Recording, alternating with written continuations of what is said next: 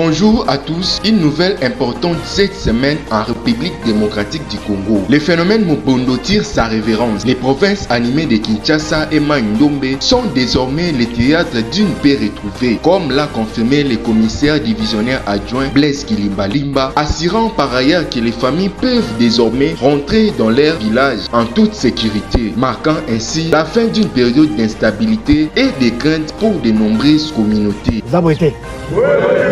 Ah oui, comme il y a Kimia et puis ceux qui Kimezali, ils ont la conduite de sous Restez avec nous pour d'autres actualités importantes de la semaine en République démocratique du Congo.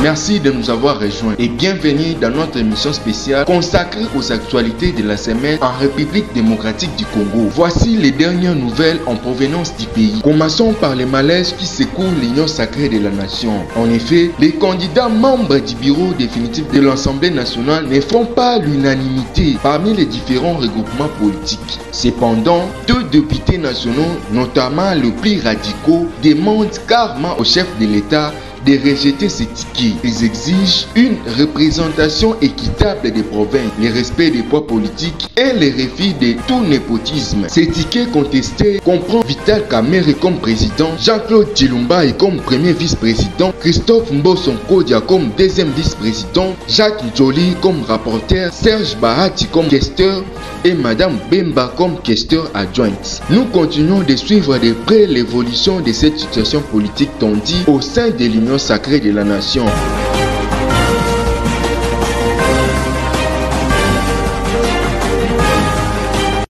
Parlons cette fois-ci des mises en garde de la police contre la nuisance sonore. Dans l'actualité de la semaine à Kinshasa, la police émet une mise en garde contre la nuisance sonore et les marchés pirates. Lors d'une parade mixte PNC-FARDC, le commissaire provincial a instruit le commandant à faire respecter la loi. Il a également appelé la population à signaler ces infractions pour maintenir l'ordre dans la ville.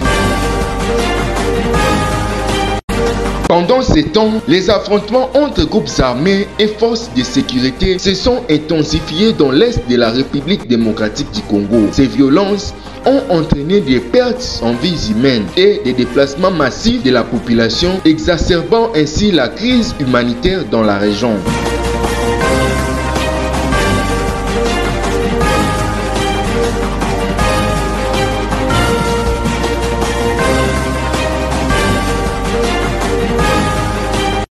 La situation humanitaire continue de se détériorer dans plusieurs provinces de la RDC. Le nombre de personnes ayant besoin d'aide alimentaire et médicale augmente, alors que les ressources pour y faire face restent limitées. En réponse à ces défis, le gouvernement a annoncé des mesures visant à réformer le secteur minier. Ces réformes visent à promouvoir la transparence et à attirer davantage d'investissements dans les pays, notamment dans un secteur clé de l'économie congolaise. En parallèle, des pourparlers diplomatiques se poursuivent avec des pays voisins pour résoudre les tensions transfrontalières et promouvoir la coopération régionale dans la lutte contre les groupes armés et les défis sécuritaires communs. Nouveau changement d'horaire en RDC, les agents de carrière des services publics travailleront désormais du lundi au vendredi de 8h à 17h avec une pause à 12h. La décision a été officialisée par un décret signé par le premier ministre sortant Sama Lukonde et son ministre de la fonction publique Jean-Pierre Liaou, marquant ainsi le passage à la semaine anglaise. Voilà pour notre tour d'horizon des actualités de la semaine en République démocratique du Congo. Restez avec nous pour plus d'informations et d'analyses sur les événements qui façonnent l'avenir de ces pays, riches en défis et en opportunités. Nathan Kissa, merci de nous avoir suivis.